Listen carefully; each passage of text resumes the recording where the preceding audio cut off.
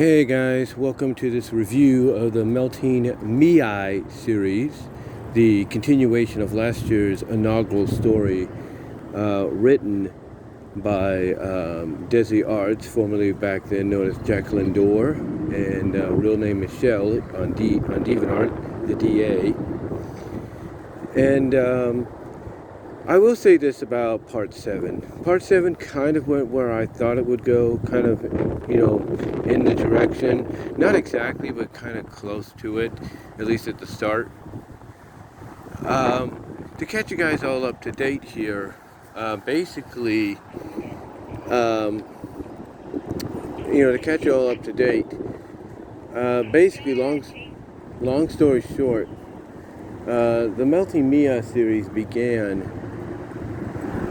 back, of course, like I said, back last year, when Michelle decided to create something to tie in to what many fans have dubbed to be Melting Mei.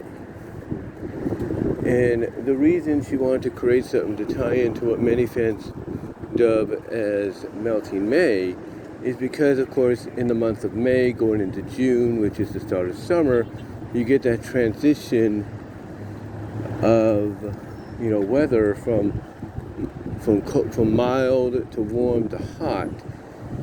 And I can tell you honestly, this month has definitely, here in 2022, the month of May has proven just that, if you know what I mean. But long story short, as I'm also walking around to see if there's any loose cards, in which I do see one. But long story short, basically because of that transition, a lot of artists and writers who create, for their own amusement and also the amusement of others, created their own, I guess you could say, elastic malleability, like characters, shape-shifting characters, goo characters, slime characters, and I say this with all due respect, the female perspective, or the female persuasiveness, if you will. And when it comes to the month of May, like I said, because of the transition, they end up basically doing artwork or stories where those female characters with those powers melt into puddles of goo. And they melt in a very sensual, erotic kind of fashion. We just do visual representation in artwork or written representation or webcomic representation of the like, if you know what I mean. And in the case of Melting Mei, that's exactly what Michelle did. Michelle basically created this story where this girl basically develops or gains these powers by the fact that all she's doing is testing out a new formula, a lotion formula for her friend. Her friend not realizing that this lotion formula, gives the person that applies it to themselves the ability to turn into a goo girl, turn into a slime girl, and everything. It gives them that ability to do so. And of course, last year's being sort of like the origin story, sort of. I apologize for that. I was just putting the cards together. Like I said, I'm looking for stranglers, loose cards around, to put in the corrals for later if it gets really busy.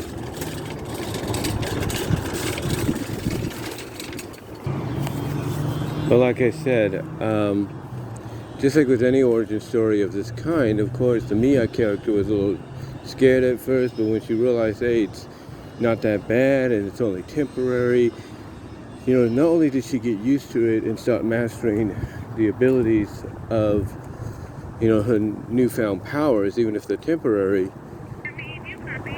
she actually started to enjoy it in a very sensual, erotic way, that she decided she was going to share it with her friend her girlfriend, in this case now, love interest, the one that created the formula, she decided she was going to share it with her. And at the end of the inaugural story, that's exactly what she did. That is exactly what she did. She decided to share this discovery with the girl that, basically, gave her this opportunity, unexpectedly, if you know what I mean. Now, as far as the second part goes, again, I'm just looking around for loose cards and everything. As far as the second part goes, it continues off where the first 4 parts from last year left off. And her friend, does remember what happened, does recall what happened, and I'll link later on the reviews to those at the end of this video, later on that is. But her friend does recall what happened, does remember, and even starts to kind of, well, first of all, just like Mia, she's kind of worried at first. The only worry is like what happens when this temporary feeling wears off. What happens if it wears off and she's stuck as a puddle of goop? What occurs? And once Mia kind of comforts her, and senses it, and kind of lets her know, hey, I know where you're coming from and everything, and if you don't want to do this, that's your choice. But her friend Zara, her love interest that is, decides not only does she want to keep doing it, but also the fact that she actually enjoys it, and maybe she doesn't want it to end. And basically, the first part kind of focuses on that. It focuses on the fact that that she doesn't, she has kind of come to the conclusion that she actually does enjoy it, and she doesn't want it to end. And of course, that's the end of the first part. Then the second part is more along the lines of them really getting into it and enjoying, this ability they now both share in a very erotic, intimate, sensual way, if you catch my drift. But as that goes on and they have their moment, Mia decides she wants to try something out of curiosity. And Zara, like I said, her love interest, if you will, her friend that created this unexpected lotion and formula that allows them to do this. Like I said, that allows them to do this. Her friend is more than willing to go along with her wanting to try what she pretty much figures she wants to try. In that scene, that since they blended together so intimately and erotically, in that gooey session of sex and all that, since they're kind of blended together, Mia wants to try something out of curiosity, and like I said, her friend is like more than willing to go along with it. But while doing it, her friend does, and that being the one that created the formula, unexpectedly, her friend falls asleep. Mia decides to let her rest and kind of take control of the situation herself. And the way she does it is she basically builds the body up, adds like attributes, from each of them onto the main body itself. And then when it comes to the face, she decides, okay, I'm going to try something else here. And what she does is she takes facial attributes from both her and her friend Zara, if you will. She takes attributes from the both of them and combines them. Like she takes her friend's lips and makes that the lips and mouth of the fused forms. I think she takes her nose, makes that their nose. Takes her friend's eyes, makes that their eyes, or something like that. And then kind of blends together both of their hairstyles, into one, and creates a new being, which she dubs Mara, which is basically a combination of the Mia's name and Zara's name. So Zara's name, so Mara, is the name she creates. And then that's where we go into this next part here, which I do apologize that I'm at, going to be explaining in about 10 minutes. But anyway, that's where we go into the next part here. And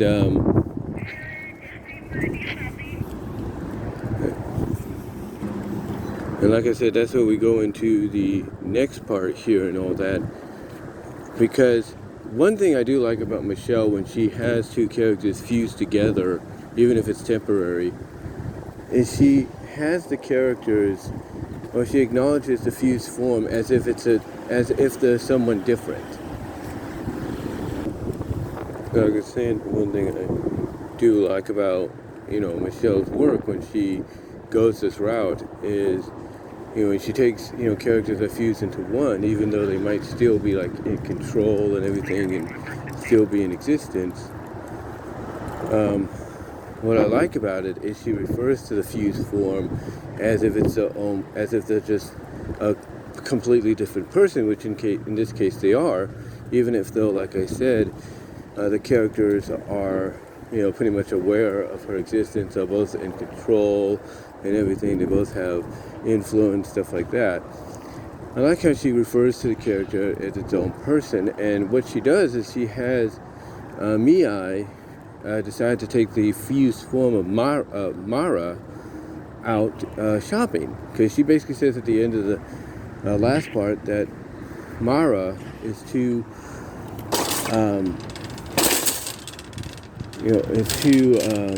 perfect not to share with the world. And that's what she does. She ends up taking the character out, and basically, like I said, she takes the character out shopping, or the fused form out shopping, and it's during the shopping spree with her friend, her love interest, wakes up, and basically,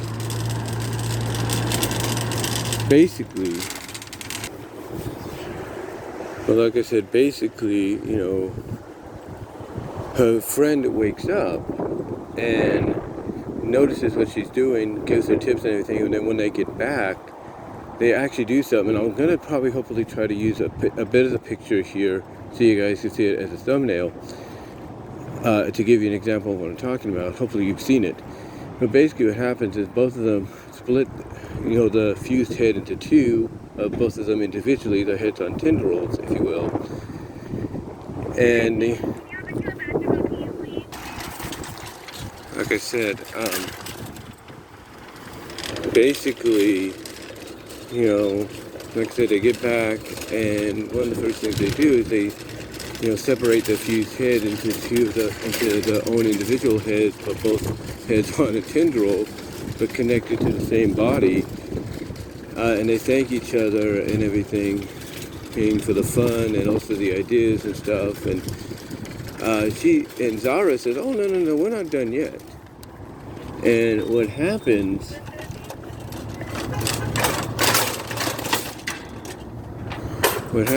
Is, Zara suggests them doing a little fashion show because she wants to see the fused form in these outfits they bought, because that's why they bought them. And they basically twirl their head. This is how she describes it. They kind of twirl their heads back together into the Mara head. And I guess as Mara, she says, "You're the best," or something like that. So, long story short, they do the fashion show. And then Zara decides to form lips above the cleavage, if you know what I mean, of the fused form. And then decides to have a little fun by basically, submerging her lips into the cleavage. But then I guess through the outfit they're wearing, you can see like an imprint, a visage of the lips going down until they attach themselves to a certain female region, if you know what I mean.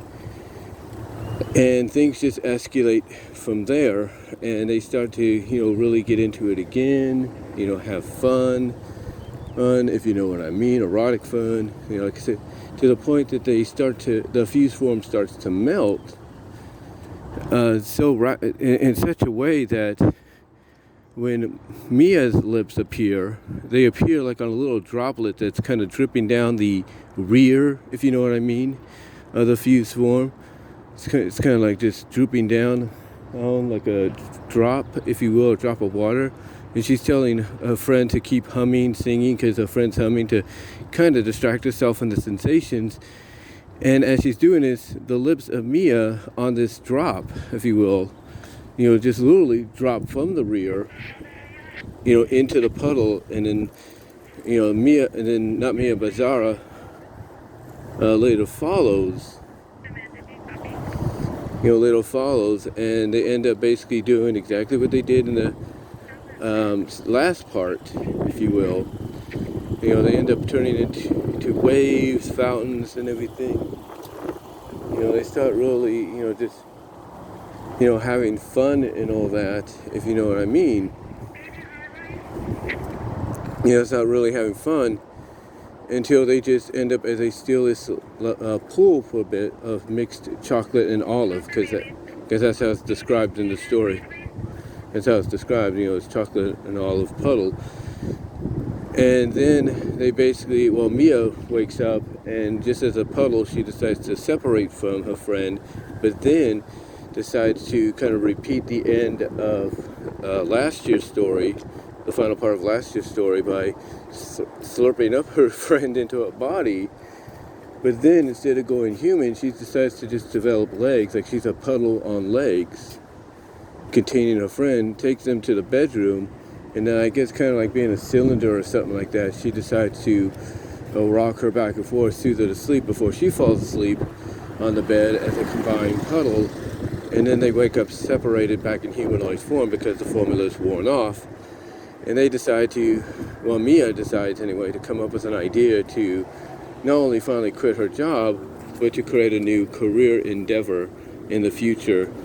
And her friend looks at this as an opportunity, like, I have to work anyway, but I can go to work and cancel the calls and all that with my clients, reschedule, and to see exactly, what her friend has in mind, and also to continue the fun with the formula, if you know what I mean. But anyway, though, guys, that's really all I could say on it. I just wanted to do this real quickly while I can. Probably longer than I should, but I was also checking for stranglers and all that, loose carts and all that, to put in the corral so I can bring them in a little bit too, because I know we're going to get busy. But I just want to let you guys, in on what's going on in the latest chapter. I will provide a link down below later, as well as hopefully some of my previous reviews so you can check it out. Believe me, guys, if you've not checked out the Melting Mia series, as well as DezzieArts as a story metamorphosized Malability, or even her Becoming Unlimited series, I suggest checking them out at the DeviantART page. You will not be disappointed. So, till next time, guys, I will talk to you later. The super thanks button is enabled if you want to use that, and super chats and stickers are also enabled on the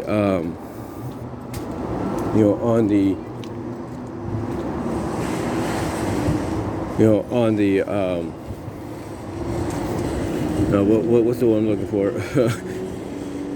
On the live chat, if you will, during the premiere. So until next time, guys, I'll talk to you later.